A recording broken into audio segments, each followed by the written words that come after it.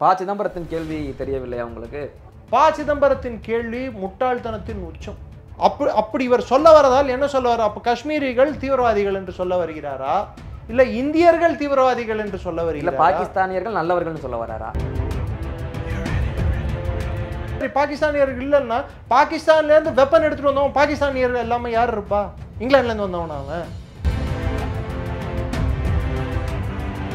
ராணுவம் என்பது ஒரு சமூகத்தை சேர்ந்ததில்லை, எல்லா சமூகத்தினரும் இருக்கிறார்கள். ஒற்றுமையாக இருக்கும் ஒரு அமைப்பு ராணுவம். அந்த ராணுவத்தை தீவிரவாதிகளுடன் ஒப்பிடுவது ஒவ்வாத செயல். அதை திருமாவளவன் அவர்கள் செய்திருந்தால் அவர்களுக்கு மக்கள் மாநில தேர்தல் வருது, அதுலேயே கூட படம் போடலாம். அந்த ஆபரேஷன் மகாதேவ்ன்றது திட்டமிட்டு இந்த பார்லிமெண்ட்லாம் கூட போகுதுன்ற காரணத்தினாலா இல்லை எதர்ச்சியாக நடந்ததா? ஜூலை 11 இருந்து இந்த ஆப்ரேஷன் நடந்துட்டு இருக்கு. அவங்க என்னைக்கு ரேடியோ செட் ஆன் பண்ணாங்களோ, சைனா, அதுவும் சைனா செட் தான் ஆன் பண்ணாங்க. ஆன் பண்ண உடனே அவங்க எங்கே ஆன் பண்ணாங்களோ அந்த டிஜிட்டல் ஃபுட் பிரிண்ட்டை நம்ம சிக்னல்ஸ் கேட்ச் பண்ணிடுச்சு. அந்த லிங்கை எடுத்த உடனே நம்ம சென்சார்ஸ் அதை கண்டுபிடித்த உடனே மொத்தத்தில் பெஹல்காமில் அங்கே சென்று சுற்றுலாவுக்கு சென்று குறிப்பிட்டு சொல்ல வேண்டும் என்றால் வெளிநாட்டவர்களையும் இந்துக்களையும் மத ரீதியாக இந்தியாவில் பிரச்சனை ஏற்படுத்துவதற்காக நடந்த ஒரு முயற்சி தான் அது. அதில் ஈடுபட்ட தீவிரவாதிகளை கொன்றதும் சொல்ல முடியாது, வதம் செய்திருக்கிறார்கள். இந்தியாவில் இருக்கும் எல்லா முஸ்லிம்களும் பாகிஸ்தானுக்கு துணை செல்லும் முஸ்லிம்களா? அப்பொழுது சிதம்பரம் இங்கே இருக்கும் மைனாரிட்டிகள் மீது காங்கிரஸ் அப்போது இவர்கள் வடிப்பது முதலை கண்ணீர் இல்லவா? அவருடைய கேள்வியின் பின்னர்த்தம் அதுவாக தான் இருக்கும். ஆமா, உள்நாட்டில் பயங்கரவாதிகள்லாம் அவங்க முஸ்லீம்காரங்க, அப்போ இங்கே தான் பாகிஸ்தானுக்கு உதவுறாங்க அப்படின்ற மாதிரி இங்க இருக்கிறவங்க தான் பண்ணியிருப்பாங்க. ஒருவேளை அவங்க இந்தியர்களா இருந்திருக்கலான்ற அந்த கூற்றே தவறல்லவா? ராகுல் காந்தி பேசும்போது சொல்றாரு 1971 பாகிஸ்தானுக்கு ஏதாவது இந்தியா போரிடும் பொழுது அமெரிக்கா சைட்ல இருந்து பயங்கர அழுத்தம் வந்துச்சு, அது கொஞ்சம் கூட அடிப்பணியில இந்திரா காந்தி. ஆனா இன்னைக்கு ஸ்டேட் டிபார்ட்மெண்ட்டோட லெட்டர் இருக்கு, இந்திரா காந்தி நிக்சனிடம் நீங்கள் இதில் தலையிட்டு இந்த பாகிஸ்தான் போர், எங்களுக்கும் பாகிஸ்தானுக்கு வரக்கூடிய போர், பங்களாதேஷ் பிரச்சனையை நீங்கள் நிறுத்துங்கன்னு சொல்லிட்டு இந்திரா காந்தி ஏன் மன்றாடினார் நிக்சனிடம்? அவங்களோட டாய்லெட் பக்கத்தில் அந்த கார்பேஜ், அந்த டாய்லெட், அந்த ஏரியாவில் பிளேனை வேணுமென்ட்டு பார்க் பண்ண விட்டாங்க. She was insulted. அவரை தரக்குறைவாக, இந்திய பிரதமரை தரக்குறைவாக நிக்சன் பேசினான். இதற்கெல்லாம் ராகுல் காந்திக்கு பதில் இருக்கா?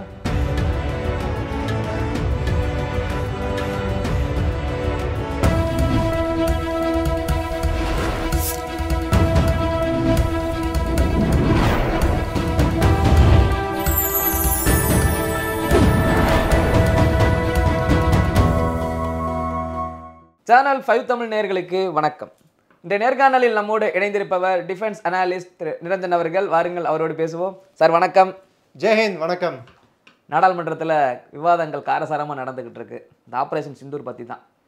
குறிப்பாக அந்த எதிர்க்கட்சிகள் பேசும்போது சரி ஓகே இவங்க அரசியல்லாம் பண்ணுறாங்க, அரசியல் ரீதியாக வாதங்கள் வைக்கிறாங்கன்னு பார்த்தா தாண்டி இது இந்திய ராணுவத்தின் மேலேயே குற்றச்சாட்டு வைக்கிற மாதிரியெல்லாம் சில கருத்துக்கள்லாம் வருது. நம்ம தமிழ்நாடு சேர்ந்த திருமாவளவர்கள் பேசும்போதே குதிரை ஓட்டி போரிட்டார், அங்கே அந்த இதில் மக்களுக்காக சில தியாகங்கள் செஞ்சு உயிரை விட்டார். ஆனால் ராணுவ வீரர்கள் என்ன பண்ணாங்க, யாரும் உயிரை விடலையே அப்படிலாம் சொல்லி வாதங்கள் வந்தது. இந்த வாதத்தின் அடிப்படை காரணம் என்ன? மாண்புமிகு பாராளுமன்ற உறுப்பினர், அது யாராக இருப்பினும் பேரை சொல்ல நான் விரும்பவில்லை. காரணம் என்னவென்றால் அவங்க கட்சியை சேர்ந்தவர்கள் கூட இன்னொரு சேனல் பேர் சொல்ல விரும்பலை. அவங்க கூட டிபேட் நடத்தும் போது கூட நான் புறக்கணித்து விட்டு வெளியே வந்தேன். ஏன்னா அப்பயும் இராணுவத்தை அவங்க குறைந்து பேசுவதும், அது ஆப்ரேஷன் சிந்தூர் நடக்கும் தருவாயில் மே மாசத்துல அப்பயும் இராணுவத்தை குறைந்து மதிப்பிடுறதும், இந்திய இராணுவத்தை தரக்குறைவாக பேசுறதும், இந்திய இராணுவத்துக்கு ஏதோ தைரியம் இல்லாத ஒரு இராணுவம் ஆட்டம் சித்திரீகரிக்கிறதும், இது அவர்கள் இயல்பாக கொண்டிருக்கும் ஒரு வழிமுறை, குறிப்பிட்ட அந்த கட்சியை சேர்ந்தவர்கள். ஸோ இதில் எனக்கு ஒரு பெரிய ஒரு புதுசாக எனக்கு ஒரு பிரமிப்பு ஒன்றும் ஏற்படலை. சிங்கம் பரிமாண வளர்ச்சி அடைஞ்சு வேற ஏதாவது பெரிய ஒரு வடிவம் எடுத்தா அது பரிணாம வளர்ச்சி ஓகேன்னு சொல்லலாம். கழுதை தேஞ்சு கட்டெரும்ப போறது, அது இங்க இருக்கும் சில கட்சிகள் தேசியத்தை, பிஜேபியை எதிர்ப்பது அவர்கள் தார்மீக உரிமை. தேசியத்தை எதிர்ப்பதோ இந்திய இராணுவத்தை எதிர்ப்பதோ அவர்கள் எடுத்துக்கொண்ட உறுதிமொழிக்கு எதிரான செயல். அது அவர்களுக்கு புரிகிறதா இல்லையா என்று உங்கள் பார்வைக்கு விட்டுறோம். ஆனா அவர் பேசுறத நாளைக்கு அவர் நின்ன தொகுதியில போய் பேச அவருக்கு தைரியம் இருக்கா? பேசினா மக்கள் ஓட்டு போடுவார்களா? ராணுவத்தை எதிர்த்து பேசினார். ராணுவம் என்பது ஒரு சமூகத்தை சேர்ந்ததில்லை, எல்லா சமூகத்தினரும் இருக்கிறார்கள். எல்லா சமூகத்தினரும் ராணுவத்தில், எல்லா மதத்தினரும், எல்லா சமூகத்தினரும் ஒற்றுமையாக இருக்கும் ஒரு அமைப்பு ராணுவம். அந்த ராணுவத்தை தீவிரவாதிகளுடன் ஒப்பிடுவது ஒவ்வாத செயல். அதை திருமாவளவன் அவர்கள் செய்திருந்தால் அவர்களுக்கு மக்கள் வரும் காலங்களில், ஏன் அடுத்த தேர்தலில், மக்களவை தேர்தல் இல்லாட்டி கூட மாநில தேர்தல் வருது, அதுலேயே கூட படம் போகலாம். யார் கண்டா? தேசம் இந்தியா விட்டு போலைங்க. நான் அதான் நிறைய பேருக்கு சொல்லுவேன், பாரதமும் நமதே, தமிழகமும் நமதே, தமிழ் திகட்டாத அமுதே அப்படின்ட்டு. ஸோ அதனால் இவர்கள் புரிந்து கொள்ள வேண்டியது, தமிழ்நாட்டிலேருந்து வேற்றுமை பேசினால் மக்கள் ஏற்றுக்கொள்வார்கள் என்றால் டெஃபினட்டாக இங்கே இருக்கும் தமிழ் மக்கள் தேசியத்துக்கு எதிரான ஒரு வழிமுறையோ இல்லை அந்த அணுகுமுறையோ ஏற்க மாட்டார்கள். நீங்கள் இவ்வளவு சொன்னாலுமே அவங்க நாடாளுமன்றத்தில் கேட்கிற கேள்விகளுக்கான பதில் சரியாக வந்திருக்குன்னு நினைக்கிறீங்களா? நீங்கள் அவங்க கேட்குற கேள்விகள் ஆக்கப்பூர்வமான கேள்விகளாக இருந்தால் அந்த ஆக்கப்பூர்வமான பதில்கள் நமக்கு நான் சில கேள்விகள் நான் பதில் சொல்கிறேன். நான் குறிப்பிட்டு சொல்ல வேணும். டிம்பிள் யாதவ் ஒரு கேள்வி கேட்டாங்க. இந்தியாவோட அவங்க எதிர்கட்சியை சேர்ந்தவங்க தான், அகிலேஷ் யாதவோட மனைவி, சமாஜ்வாதி பார்ட்டியோட லீடரோட மனைவி.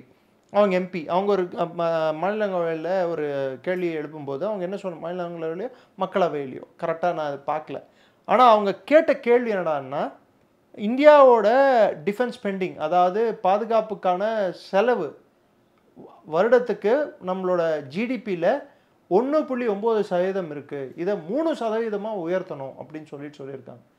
நிஜமாவே அப்படி உயர்த்தினா நான் சந்தோஷப்படுவேன். நமக்கு இருக்கக்கூடிய அச்சுறுத்தல்கள், அவ்வளோ அச்சுறுத்தல்கள் இந்தியாவை சுற்றி இருக்கு. அதற்கு நம்ம இராணுவ செலவினங்களை கொஞ்சம் உயர்த்தினால் நல்லது. அவங்க சொல்கிற அளவுக்கு இல்லாட்டி கூட ஒரு 3.3 இல்லை 0.5 ஏற்றினா கூட, 2.5 இருந்தால் கூட நல்லது தான் நம்ம நாட்டுக்கு.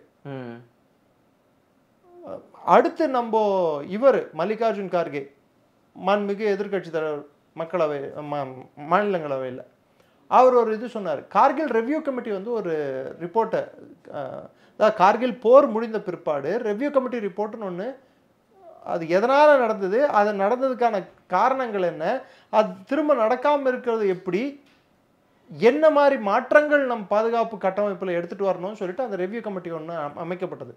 அதற்கு தலைவராக செயல்பட்டவர், சேர்மனாக செயல்பட்டது யாருன்னா கே. சுப்பிரமணியம், இன்று இருக்கக்கூடிய வெளியுறவுத்துறை அமைச்சரின் தந்தை.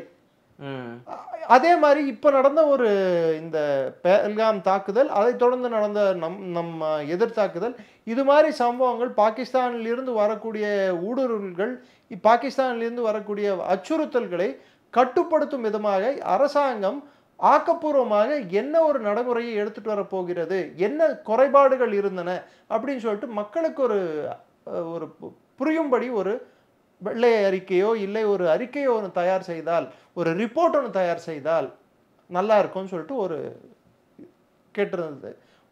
ஒரு பரிந்துரை ஒன்று வச்சிருக்காரு. அது ஒரு ஆக்கப்பூர்வமான ஒரு விஷயம். அதே மாதிரி இன்னொரு ஒரு விஷயம் எது வந்ததுன்னா, அதுவும் எதிர்கட்சிகள் கிட்ட இருந்தா வந்தது. உதாரணத்துக்கு நம்ம எல்லாரும் வெறுக்கிற பிஜேபிக்கும் அவருக்கும் எந்த விதத்திலையும் பொருத்தம் இல்லாது, 8ஆம் பொருத்தம் ஏஎம்ஐஎம் சேர்ந்த ஒஏசி, அவர் ஒரு கருத்தை சொல்லியிருந்தார். இந்தியா பாகிஸ்தான் கிரிக்கெட் மேட்சை எல்லாத்தையும் நிறுத்திட்டீங்க, இது எப்போ நிறுத்த போறீங்கன்னு கேட்டார். அதை நான் உடன்படுறேன். ரத்தம் சிந்துற ஒரு பக்கம் நம்ம ராணுவ வீரன் ரத்தம் சிந்தும் போது, இன்னொரு பக்கம் அவங்க அடிக்கிற 4க்கும் 6க்கும் நம்ம எப்படி சந்தோஷப்பட முடியும்? அதை நான் வரவேற்கிறேன். எதிர்கட்சிகள் ஆக்கப்பூர்வமான யோசனைகளை கொடுக்கும் போதோ, ஆக்கப்பூர்வமான ஒரு கேள்விகளை அரசாங்கத்தில் கேட்கும் போதோ, அது நெருக்கடியான கேள்விகளாக இருந்தாலும் ஜனநாயக ரீதியில் நாம் அதை ஏற்க வேண்டும். ப. சிதம்பரத்தின் கேள்வி தெரியவில்லையா உங்களுக்கு? ப. சிதம்பரத்தின் கேள்வி முட்டாள்தனத்தின் உச்சம். அவர்கள் பாகிஸ்தானியர்களில் இந்தியர்களாக இருப்பார்களோ என்ற அந்த கூற்றே தவறான ஒரு கூற்று. அப்படி இவர் சொல்ல வரதால் என்ன சொல்ல வர? அப்ப காஷ்மீரிகள் தீவிரவாதிகள் என்று சொல்ல வருகிறாரா, இல்ல இந்தியர்கள் தீவிரவாதிகள் என்று சொல்ல இல்ல வருகிறாரா, பாகிஸ்தானியர்கள் நல்லவர்கள்னு சொல்ல வராரா? இல்ல பாகிஸ்தானியர்கள் நல்லவர்கள் என்று சொல்ல வராரா? என்ன சொல்ல வருகிறார் அவர்? அவர் ஒரு மாண்புமிகு முன்னாள் மந்திரி, அதுவும் உள்துறை மந்திரி, நிதி அமைச்சர். அந்த அந்த அவர் இருந்த பொசிஷனுக்கு அதுக்கு தகுந்த ஒரு பேச்சு அவரிடம் இருக்கிறதா என்றால் டெஃபினட்டா இல்லைன்னு தான் நான் பார்ப்பேன். இது பாகிஸ்தானியர்கள் இல்லை, சரி பாகிஸ்தானியர்கள் இல்லைன்னா பாகிஸ்தான்ல இருந்து வெப்பன் எடுத்துட்டு வந்தவன் பாகிஸ்தானியர்கள் எல்லாமே யார் இருப்பா? இங்கிலாந்துல இருந்து வந்தவன் அவன். These trained abetted by Pakistan. அவன் எங்க ராணுவ பயிற்சி எடுக்கிறான்? யார் அவனுக்கு ராணுவ பயிற்சி கொடுக்குறா? எந்த நாட்டுக்கு எதிராக போராட வரான்? அவன் திருப்பி ஓடனா எந்த நாட்டுக்குள்ள ஓடுறான்? இந்த இதுல பேல்காம் அட்டாக்ல ஈடுபட்டவங்கள ஆபரேஷன் மகாதேவன்ற ஆபரேஷன்ல 3 பேரை கொன்னு இருக்கும். அதுல முக்கியமானவன் சுலைமான். இல்ல அந்த ஆபரேஷன் மகாதேவன்றது திட்டமிட்டு இந்த பார்லிமெண்ட்லாம் கூட போகுதுன்ற காரணத்தினாலா இல்ல எதர்ச்சியா நடந்ததா? ஜூலை 11 இருந்து இந்த ஆபரேஷன் நடந்துட்டு இருக்கு. அவங்க என்னைக்கு ரேடியோ செட் ஆன் பண்ணாங்களோ, சைனா, அதுவும் சைனா செட் தான். சைனானாலே பாகிஸ்தானுக்கு கண்டம் போல இருக்கு. ஆன் பண்ணாங்க. ஆன் பண்ண உடனே அவங்க எங்கே ஆன் பண்ணாங்களோ அந்த டிஜிட்டல் ஃபுட் பிரிண்ட்டை நம்ம சிக்னல்ஸ் கேட்ச் பண்ணிடுச்சு. அதை கண்டுபிடிச்சிட்டாங்க அந்த டவரை வச்சு என்ன இதுன்னு சொல்லிட்டு அந்த லிங்க் எடுத்துட்டாங்க. அந்த லிங்கை எடுத்த உடனே நம்ம சென்சார்ஸ் அதை கண்டுபிடித்த உடனே அவர்களை எங்கே இருக்கிறார்கள் என்று ஒரு தோராயமாக ஒரு இடத்தை நிர்ணயித்து விட்டார்கள். அதுக்கப்புறம் அந்த ஏரியாவை கார்டன் பண்ணணும். அது மிகப்பெரிய ஒரு மலை சூழ்ந்த பிரதேசம்.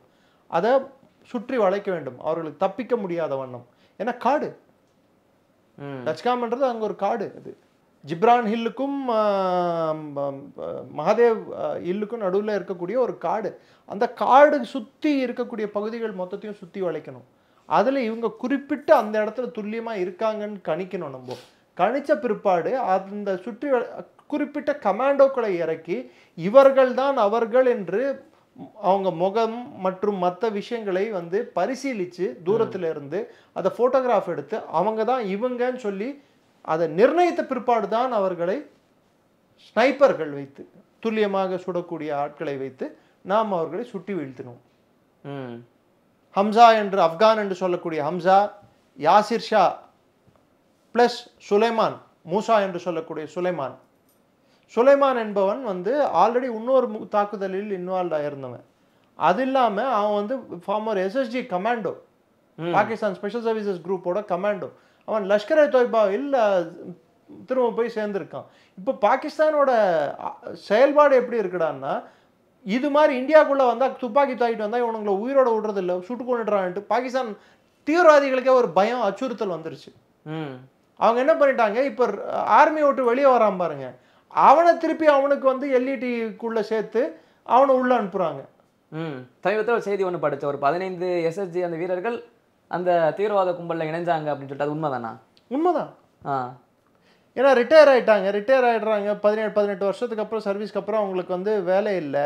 பாகிஸ்தான்ல பொருளாதார வீழ்ச்சி, அங்க இருக்கக்கூடிய அவங்களுக்கு என்ன சாஃப்ட்வேர் இண்டஸ்ட்ரியா இருக்கு. ஜெய்சங்கர் சொன்னார், உலகத்துல 2 ஐடி இண்டஸ்ட்ரி இருக்கு. ஒரு ஐடி இண்டஸ்ட்ரியில் இந்தியா ஃபேமஸ், இன்னொரு ஐடி இண்டஸ்ட்ரியில் பாகிஸ்தான் ஃபேமஸ்ன்னு சொல்லிட்டு. நம்ம ஐடி இண்டஸ்ட்ரி வந்து information technology, Pakistan IT industry international terrorism. புரியுதுங்களா? அதுவும் ஐடி, இதுவும் ஐடி. ஸோ நம்ம படித்த பசங்க வந்து நம்ம இராணுவ வீரர்கள் அதிகாரிகள் யாராக இருந்தாலும் அவங்க சர்வீஸ் டைம் முடிஞ்சோடனே ஐடி இண்டஸ்ட்ரியிலையோ சாஃப்ட்வேர்லையோ சேருவாங்க. அவங்களுக்கு இருக்கிறதெல்லாம் ஹார்ட்வேரும் இன்டர்நேஷ்னல் டெரரிசம் தான். துப்பாக்கி எடுத்து போடுறது, மற்ற உயிரை வாங்குறதும் இல்லை, குண்டை கட்டிக்கிட்டு போயிட்டு தற்கொலை படை தாக்குதல் பண்ணுறதும் இதுதான் அவங்களுக்கு தெரிஞ்சது. இன்டர்நேஷ்னல் டெரரிசம் உலகத்தில் எங்கே தீவிரவாதம் நடந்தாலும் அது சுவிட்ச் எங்கே இருக்குன்னா பாகிஸ்தான்னு சொல்லிட்டு எல்லாருக்கும் தெரியும். குழந்தை கூட தெரியும். ஏன் ஒசாமா பின் லாடனே எங்க சார் கண்டுபிடிச்சாங்க? அதே ஒசாமா பின் லாடனை பிடிச்ச அமெரிக்கா தான் இன்னைக்கு அந்த ராணுவ தலைமை அதிகாரியை கூட்டு போயிட்டு விருந்து வைக்கிறாங்க. விருந்து வைப்பாங்க. பாகிஸ்தானை மட்டும் இல்லை குறை சொல்ல முடியாது. இதில் இல்லை, விருந்து வைப்பாங்க. அதே பாகிஸ்தான் அதிகாரி, விருந்து வச்ச அதிகாரியே நாளைக்கு தேவைப்பட்டால் அவர் திடீர்னு பிளேன் கிராஷ்ல இறந்தும் போயிடுவார். அந்த சம்பவங்களும் ஏற்பட்டிருக்கு தெரியுமா உங்களுக்கு வரலாற்றுல? ஜியா யாரை அவர்கள் வளர்க்கிறார்களோ அவர்களை போட்டு தள்ளவும் யோசிக்க மாட்டார்கள் அமெரிக்கர்கள். Hmm that is the nature of Americans. You cannot find. அவங்கள பொறுத்த வரைக்கும் டிஸ்போசபிள் பேப்பர் மாதிரி தான் இவங்கள பாகிஸ்தான்ன்றது. தற்காலிகமாக அவங்களுக்கு ஈரானில் வந்து ஒரு ஆட்சி மாற்றத்துக்கு பாகிஸ்தான் தேவை என்ற ஒரு கண்ணோட்டம் இருப்பதனால் பாகிஸ்தானை வந்து யூஸ் பண்ணிக்கிட்டாங்க. இப்போ பாகிஸ்தானுக்கு வந்து முப்புறம், ஏற்கனவே நான் சொன்ன மாதிரி முப்புறத்துலேயும் அது பற்றிக்கிட்டு எரிய போகுது. எல்லா பக்கமும் இருந்தா அடி. ஸோ அது நம்ம பக்கத்தில் வச்சிடலாம். இந்த ஆபரேஷன் மகாதேவ் பொறுத்த வரைக்கும் இது வந்து பார்லிமெண்ட் நடக்குதுன்றதுக்காக இந்த அவர்களை போட்டார்களா இல்ல இவர்களை போட்ட தற்செயலா நடந்ததான்றது அப்பாற்பட்ட பிரச்சனை. ஆபரேஷன் தொடங்கியது ஜூலை 11 தொடங்கியாச்சு. மொத்தத்துல அந்த 3 பேர் தீவிரவாதிகள். அதுல ஏதாவது ஐயம் இருக்கா உங்களுக்கு? கருத்து வேறுபாடு இருக்கா? இப்ப ப. சிதம்பரத்தின் கேள்விக்கு இதுதான் பதிலா? நான் கேட்கறது நீங்க சொல்லுங்க சார். உங்களுக்கு வந்து கருத்து வேறுபாடு இருக்கா? இல்ல, எனக்கு கருத்து வேறுபாடு இல்ல. அவங்க கிட்ட கிடைச்சது வந்து பாகிஸ்தான் வெப்பன்ன்றதுல கருத்து வேறுபாடு இருக்கா? இல்ல. அவங்க கிட்ட கிடைச்சது வந்து பாகிஸ்தானின் நேஷனல் ஐடென்டிட்டி கார்ட்ஸ். அவங்க வந்து பாகிஸ்தான் குடிமகன்கள் என்பதற்கான அந்த ஒரு கூற்று இல்ல, உண்மை ஆதாரமே. அந்த ஆதாரத்தை வந்து நீங்க புறக்கணிக்க போறீங்களா? இல்ல. அவங்க கிட்ட பாகிஸ்தான் சாக்லேட்ஸ் இருந்தது, கிரனேட்ஸ் இருந்தது, இதெல்லாம் வந்து இல்லைன்னு சொல்ல போறீங்களா? இல்ல கேட்பரிஸ் வந்து இந்தியா சப்ளை பண்ணிச்சுன்னு சொல்ல போறீங்களா? விட்டா ஹோம் மினிஸ்டர் சப்ளை பண்ணாருன்னு கூட சொல்லுவோம் நம்ம. அது மாதிரி ஆட்கள் கூட இருக்காங்க சிலர். அது மாதிரி சொல்ல முடியாது இல்லை. ஸோ மொத்தத்தில் பெஹல்காமில் இன்னசென்ட், அதாவது அங்கே சென்று சுற்றுலாவுக்கு சென்று குறிப்பிட்டு சொல்ல வேண்டும் என்றால் வெளிநாட்டவர்களையும் இந்துக்களையும் மத ரீதியாக இந்தியாவில் பிரச்சனை ஏற்படுத்துவதற்காக நடந்த ஒரு முயற்சி தான் அது. அதில் ஈடுபட்ட தீவிரவாதிகளை கொன்றதும் சொல்ல முடியாது, வதம் செய்திருக்கிறார்கள். அசுரனை பண்றது வதம்னா தீவிரவாதியை பண்றதும் வதம் தான். அவங்ககிட்ட போய் கண்ணா ராஜா நீ கர்ணவதிக்கு போட்டுறா சாமி, உனக்கு நான் வந்து பிரியாணி வாங்கி தரேன், நீ இனிமேல் பண்ண மாட்டேல ராஜா அப்படின்னு கொஞ்சிட்டா இருக்க முடியும்? இப்போ இன்று உலகத்தின் முன்னாடி சிதம்பரம் வந்து ஹிந்து டெரர் என்று இல்லாத ஒன்றை கட்டியமைத்த நபர் பாகிஸ்தானை காப்பாற்றுவதற்கு இங்கிருக்கும் முஸ்லிம்களை தீவிரவாதிகள் என்று காட்ட ஒரு ஒரு ஒரு வர்ணனையும் ஒரு பிம்பத்தையும் கட்டமைக்க முயற்சி எடுத்தார். அந்த பிம்பம் இன்று உடைந்துள்ளது. இந்தியாவில் இருக்கும் பெரும்பான்மையான முஸ்லிம்கள் இந்தியர்கள் தான், இந்தியாவுக்கு சாதகமாக தான் இருப்பார்கள். ஒரு பானை சோத்துக்கு ஒரு சோறு பதம். ஆனால் நான் எத்தனை எக்ஸாம்பிள் நீங்க சொல்றீங்களோ அத்தனை எக்ஸாம்பிள் நான் சொல்றேன். ஏபிஜே அப்துல் கலாம் அவரோட ஒரு தேசியவாதி எனக்கு காட்டுங்கள். ஏன் இன்னைக்கும் சொல்றேன் நான், ஓஐசி இந்தியாவை டிஃபெண்ட் பண்ணது. உலக அரங்கில் அவர் எங்கெல்லாம் சென்றாரோ அவர் பாகிஸ்தானை எள்ளி நகையாடியதும், பாகிஸ்தானை இராணுவத்தை அவர் கேலி செய்த விதமும், அவர்களை வறுத்தெடுத்த விதமும் உலகமறிந்த உண்மை. ஏன் இங்க இந்தியாவிலே இருக்கக்கூடிய எத்தனையோ அதிகாரிகள், ஏன் காஷ்மீர் போலீஸ்ல முஸ்லிம்கள் இல்லையா? இந்தியாவில் இருக்கும் எல்லா முஸ்லிம்களும் பாகிஸ்தானுக்கு துணை செல்லும் முஸ்லிம்களா?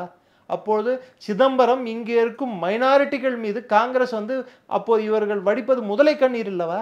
அவருடைய கேள்வியின் பின்னர்த்தம் அதுவா தான் இருக்கும். ஆமா, உள்நாட்டுல பயங்கரவாதிகள் அவங்க முஸ்லீம்காரங்க, அப்ப இங்க தான் பாகிஸ்தானுக்கு உதவுறாங்க அப்படின்ற மாதிரி இங்க இருக்கிறவங்க தான் பண்ணிருப்பாங்க. ஒருவேளை அவங்க இந்தியர்களா இருந்திருக்கலாம்ன்ற அந்த கூற்றே தவறல்லவா?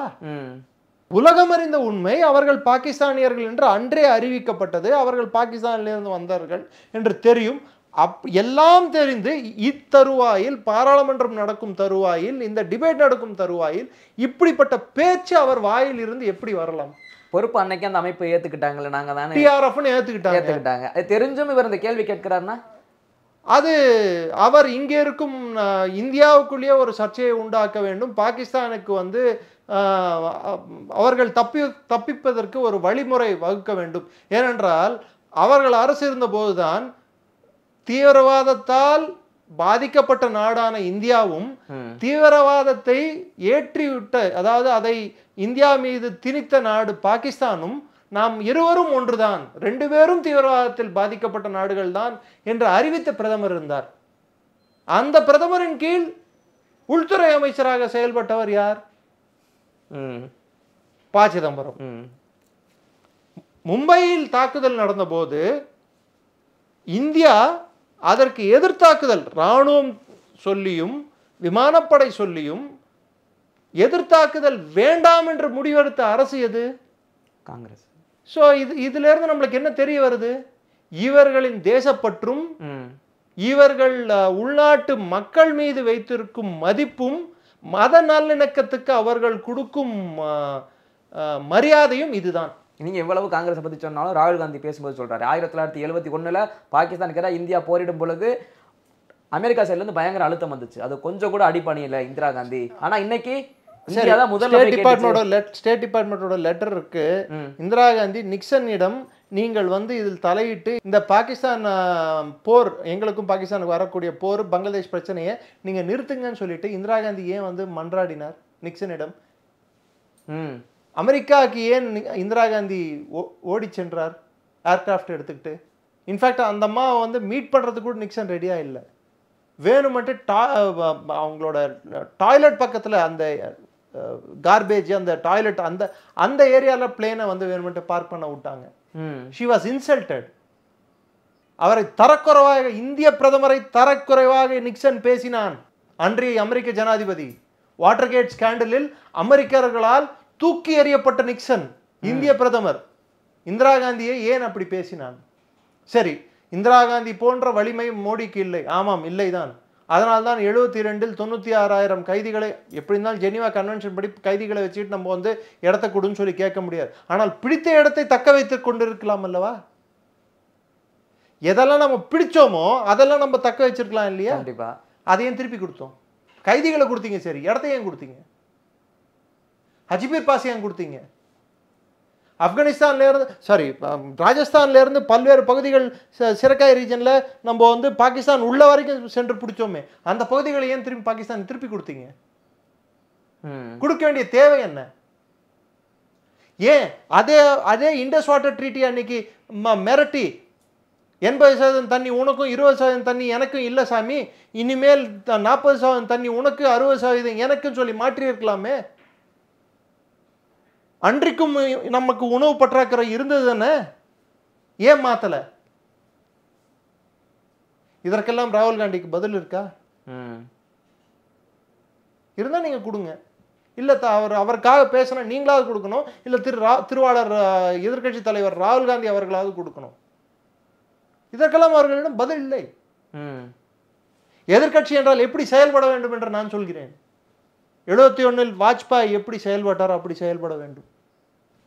93 ஜெனீவாவில் இந்தியாவுக்கு எதிரான ஐநாவில் மனித உரிமை மீறல் பிரச்சனை வந்தபோது காஷ்மீரில் அந்த குழுவுக்கு தலைவராக நரசிம்மராவ் யாரை தேர்ந்தெடுத்தார் என்றால் வாஜ்பாய்.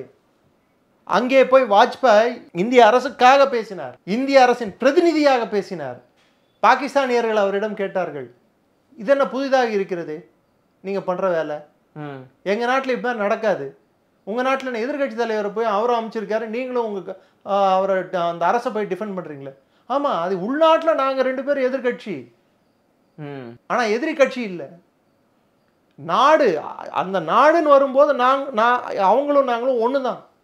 அதுவும் குறிப்பிட்டு நீங்கன்னு வரும்போது நாங்க ஒண்ணு, விட்டு கொடுக்க மாட்டோம் அப்படின்னாரு. அப்படி ராகுல் காந்தியின் செயல்பாடுகள் இருக்கா? டோக்லாம்ல இந்தியா நேற்று ஜெய்சங்கர் அவர்கள் சொன்னதையே நான் திருப்பி ரிப்பீட் பண்றேன், அவர்கிட்ட இருந்தே வாங்கினேன். டோக்லாம்ல நம்ம சைனா ஆர்மியை சந்திச்சுட்டு இருக்கும் போது இங்க இரவு விருந்துக்கு யார் போய் சென்றது? ராகுல் காந்தி இல்லையா? சரி, ட்ரம்ப் சொல்வதெல்லாம் உண்மை. 29 முறை ட்ரம்ப் சொல்லிவிட்டார். 29 முறை ட்ரம்ப் சொல்வதெல்லாம் உண்மை. உண்மையை தவிர வேற ஒன்றுமில்லை, நான் ஏற்றுக்கொள்கிறேன். ட்ரம்ப் இது இன்னொரு வார்த்தையும் சொன்னார். ஜார்ஜ் சோரோஸ் கை அடிவரடியாக செயல்பட்டு $21 மில்லியன் எதிர்கட்சிகளுக்கு கொடுத்து அந்த எதிர்கட்சிகளானவை இந்திய அரசை, மோடி அரசை தார்க்க வேண்டும் என்று சில முன்னேற்பாடுகள் மேற்கொள்ளன. இது பிடன் அரசாங்கம் இதற்கு வழிவகுத்தது என்று அவர் குற்றச்சாட்டு சொன்னார் ஜனாதிபதி ஆவதற்கு முன். அப்ப ராகுல் காந்தி அதை ஏத்துக்கிறாரா? அது உண்மை இருந்தா இது உண்மை, அது பொய் இருந்தா இது பொய். அது எப்படி அவங்க ஒத்துப்பாங்க? அது உண்மைனா இது உண்மை, இது உண்மை. அப்ப அது எப்படி சார் செலக்டிவா? உங்களுக்கு என்ன செலக்டிவ் அம்னீசியா? பாதி ஞாபகம் இருக்கும், பாதி மறந்துடுவீங்களா? சரி, சைனா நம்மளுக்கு எனிமி நம்பர் 1 முதல்ல திட்டவட்டமாக உலகம் அறிய அறிவித்தது யார் என்றால் திரு ஜார்ஜ் பெர்னாண்டஸ், அன்றைய பாதுகாப்பு அமைச்சர். பொக்ரான் 2 எதனால் நடந்தது என்று கேட்டால் இது சைனாவின் அச்சுறுத்தலை முறியடிக்க நாங்கள் நடத்தினோம் என்று சொன்னார். பாகிஸ்தானுக்காக அல்ல என்று சொன்னார். ஆனால் யார் போய் 2008 பெய்ஜிங் ஒலிம்பிக்ஸ் நடக்கும்போது அக்ரிமெண்ட் கையெழுத்திட்டது சைனாவுடன்? காங்கிரஸ். பின்ன எல்லா கேள்விகளுக்கும் உங்ககிட்டயே விடை இருக்கு, என்னையே சார் கேட்கிறது.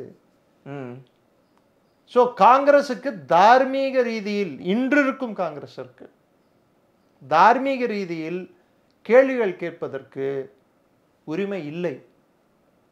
ஒரு அணு ஆயுத நாடை செயலிழக்க செய்வது என்பது, அதுவும் 88 மணி நேரத்தில் செயலிழக்க செய்வது என்பது ஒரு சிறிய வேலை என்று நீங்கள் கருதக்கூடாது. இன்னைக்கு பாகிஸ்தான்ல பாதி பேஸ் இன்னும் அவங்க வந்து புனர்ப்பிக்கும் பணியில கூட ஸ்டார்ட் பண்ண முடியல, பணம் இல்லை. பார்டர்ல இன்டர்நேஷனல் பார்டர் பிளஸ் ஐபி அப்படின்வாங்க, ராஜஸ்தான்ல இருந்து ஜம்மு ரீஜன் வரைக்கும் ஐபி என்னவாங்க, அதுக்கு மேல எல்ஓசி வந்துடும். எல்ஓசியில் ராணுவ கட்டுப்பாட்டில் இருக்கும், ஐபி ஃபுல்லாக பார்டர் செக்யூரிட்டி. இங்கெல்லாம் இருக்கக்கூடிய பாகிஸ்தான் கிடங்குகள், பங்கர்கள் எல்லாம் அழிக்கப்பட்டுள்ளன. அதை புனரமைப்பதற்கு பாகிஸ்தானுக்கு பல பில்லியன் டாலர்கள் தேவை. இதை நான் சொல்ல பாகிஸ்தானே ஒத்துட்டு இருக்காங்க. எங்களுக்கு $7 பில்லியன் தேவை அப்படின்னு சொல்லி உலகம் ஃபுல்லாக பிச்சை எடுத்துட்டு இருக்காங்க. என்னை மன்னிக்கவும், அவர்கள் ஒரு பிச்சைக்கார நாடு என்று நான் மறுபடியும் சொல்ல தூண்டுகிறது பல்வேறு உங்கள் மாதிரி ஊடகங்கள் தான். பிச்சைக்கார நாடா இருக்கிறதுனால. ஏன்னா 24 முறை IMF போயிட்டு இப்போ 25வது வாட்டி போறதுக்கு ப்ரிப்பேர் ஆகிட்டு இருக்காங்க. இவனும் உனக்கு நியூக்ளியர் குண்டு தேவையா? கவுண்டமணி செந்தில் ஒரு படத்துல டயலாக் அடிப்பார், நீ வாங்குற 5-10 பொழப்புக்கு இது தேவையா அப்படின்ட்டு. அதே மாதிரி தானே இது இருக்கு. உங்க பொழப்புக்கு உங்களுக்கு தேவையா? உன் நாட்டு மக்களுக்கு தேவையான கோதுமையும் அரிசியும் உருளைக்கிழங்கும் தக்காளி, இங்கேருந்து இந்தியாவிலேருந்து பாகிஸ்தான் பாஸ்போர்ட் வச்சுட்டு இருந்தவங்க இங்கேருந்து எல்லாம் வெளியே கிளம்புன்னு சொல்லிட்டு நம்ம அமுச்சு விட்டோமா சிந்தூருக்கு. ஏன் அங்கே போகிறேன்னு கேட்டால், அங்கே உருளைக்கிழங்கு 250 ரூபா, நான் எப்படி போகிறதாங்க அப்படின்னு சொல்லி கேட்டாங்க ஒருத்தங்க. தக்காளி 300 ரூபா, நான் போக மாட்டேன் அப்படின்னாங்க. இது தேவையா உங்களுக்கு? சரி, வச்சுட்டு இருந்த அணுகுண்டியாவது ஒழுங்காக அதை பராமரிக்கிற விதத்தில் பராமரிச்சியா? எங்கெல்லாம் ஏர்பேஸ் இருக்கா அங்கெல்லாம் அணுகுண்டை வச்சுட்டு இருந்தேன். அங்கே பக்கத்துலேயே ராக்கெட் உங்களோட மிசைல்ஸையும் ஏவுகணைகளையும் வச்சுருந்தேன். நாங்கள் போட்டது என்னவோ ஏர்பேஸ் மேலே தான், அது கூட சேர்ந்து மற்றதும் பற்றிக்கிச்சேன்னா நான் என்ன பண்ணுறது? சரி சார், எனக்கு இன்னொரு முக்கியமான கேள்வி இந்த விவாதத்தின் அடிப்படையில் கேட்குறாங்க. குறிப்பாக அந்த விமானப்படைகளின் மீதே ஒரு நெகட்டிவ் பிம்பம் விழுகிற மாதிரி எனக்கு ஃபீல் ஆச்சு அவங்க பேசல. ஏன்? அது காரணம் சைனாவோட சட்லஜ் நதி, இண்டஸ் நதி வந்து சட்லஜோட ட்ரிபியூட்டரிக்கு கீழ்ப்பக்கம் இருக்கிறது ஃபுல்லா அமெரிக்காவோட விமானங்களும் அமெரிக்கா கொடுத்த உபகரணங்களும். தெற்கு பாகிஸ்தான்ல இருக்குது, வடக்கு பாகிஸ்தான்ல இருக்கிறது ஃபுல்லா சைனா கொடுத்தது. அதிகமான அடி வாங்கினது எது? சைனாவோட உபகரணங்களும் சைனா கொடுத்த விமானங்களும் அமெரிக்கா கொடுத்த உபகரணங்களும் அமெரிக்கா கொடுத்த விமானங்களும். ஸோ இதால நஷ்டமடைய போறது யாரு? இது பத்தாதுக்கு லாக்ஹீட் மார்டின் என்ற கம்பெனி தான் இந்த F சீரிஸ் பிளேன்களை மேனுஃபேக்சர் பண்றது. F-35 ஒரு பிளேன் வந்து திருவனந்தபுரத்தில் கிட்டத்தட்ட 5 வாரங்கள் ஒரு மாசத்துக்கு மேல உட்கார்ந்துட்டு இருந்தது. கிளம்பிச்சு, போன வாரம் தான் கிளம்பிச்சு. அது உலகத்திலேயே தலை சிறந்த விமானம், போர் விமானம் அப்படின்ட்டு இந்தியா மேல திணிக்க பார்த்தாங்க. கடைசியா வந்து ரிப்பேர் ஆகி இந்தியாவிலே வந்து உட்கார்ந்துருச்சு. இந்தியாவிலே வந்து உட்கார்ந்துட்டு கடைசியில ஒருத்தன் OLXல வேற அதை விற்கிறதுக்கு போட்டான். செகண்ட் ஹேண்ட்ல 1 லட்சம் ரூபாய்க்கு வித்துடுறேன் அப்படின்னு சொல்லிட்டு போட்டோ எடுத்து. இந்த கூத்தெல்லாம் வேற நடந்தது. சரி, பாகிஸ்தான் F-16 5 பிளேன் விழுந்துருச்சுட்டு அவங்களே ஒத்துக்கிட்டாங்க. J-17 அதுக்கு நிகரான பிளேனே இல்லைன்னு சொன்னாங்க. அதுவும் எதுக்கும் உதவல. ஸோ அப்ப சைனா என்ன பண்ணும், அமெரிக்கா என்ன பண்ணும்? அவங்க உபகரணங்கள் வந்து செயலற்றதுன்னு உலக ஒன்று புரிஞ்சுக்கோங்க. இந்த வெப்பன் மார்க்கெட்ன்றது வந்து $500 பில்லியன் ஒரு வருடத்துக்கு. இந்த வெப்பன் மார்க்கெட்ல அவங்களோட உபகரணங்கள் வந்து மதிப்பில்லாதது, செயலிழந்தது என்று ப்ரூவ் ஆயிடுச்சுன்னா நாளைக்கு எந்த நாடாவது அதை வாங்க போவானா? அவன் மதிப்பில்லாதுன்னு சொல்றதுக்கு பதிலா ஒரு பிம்பத்தை, போலி பிம்பத்தை, ஒரு பொய்யை 100 வாட்டி சொன்னா உண்மையாயிடும்னு சொல்லுவாங்க. ஆமா, அது மாதிரி இந்தியா அது 5 விழுந்துருச்சு, 5 விழுந்துருச்சு, விழுந்தது பாகிஸ்தான். ஆனா 5 விழுந்துருச்சு, 5 விழுந்து யார் சொன்னா? அதிகாரப்பூர்வமா நான் முதல்ல இருந்து அதான் கேட்டுட்டு இருக்கேன். யார் சொன்னா விழுந்துருச்சு விழுந்துருச்சு விழுந்துருச்சு விழுந்துருச்சுன்னு சொன்னா? எங்க விழுந்தது? சுவடைங்க. சரி 5 பிளேன் விழுந்தா 5 பிளேன்ல 5 பைலட் இருப்பாங்க இல்ல? ஆமா. இந்நேரத்துக்கு அவன் குடும்பத்துல யாராவது ஒருத்தன் வந்து வெளியே சொல்லியிருப்பான் இல்ல? நம்ம நாடு என்ன பாகிஸ்தானா இல்ல சைனாவா? செத்த வீரர்களை கூட வேணாம்னு சொல்லி புறந்தள்ளுறதுக்கு. கார்கில்ல புறந்தள்ளாங்க பாகிஸ்தான்காரன். அவர்களுக்கு நல்லடக்கம் நம்ம செஞ்சோம்.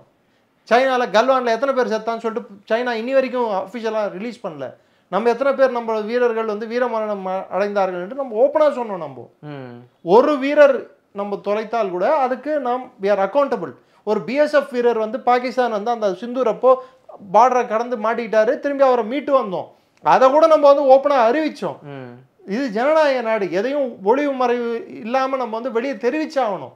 மறைக்க முடியாது எல்லா விஷயங்களும். அதுவும் நமக்கு இருக்க ஊடகங்கள்ல வந்து சின்ன விஷயத்தை இவ்வளவு பெருசாக்குவாங்க. அது இவ்வளவு பெரிய விஷயத்தை எவ்வளவு பெருசாக்குவாங்க? நீங்க விட்டு வைப்பீங்களா? 5 நிமிஷத்துக்கு ஒரு வாட்டி நீங்க போட மாட்டீங்க அதை நியூஸா? என் மாதிரி ஒரு 4 பேரை கூப்பிட்டு வச்சுட்டு விதவிதமா டிபேட் நடத்த மாட்டீங்க? அப்பேற்பட்ட சூழ்நிலையில இந்தியா வந்து இது பண்ணல, 5 விமானம் விழுந்துருச்சு, அப்போ 5 பைலட் என்ன ஆனாங்க?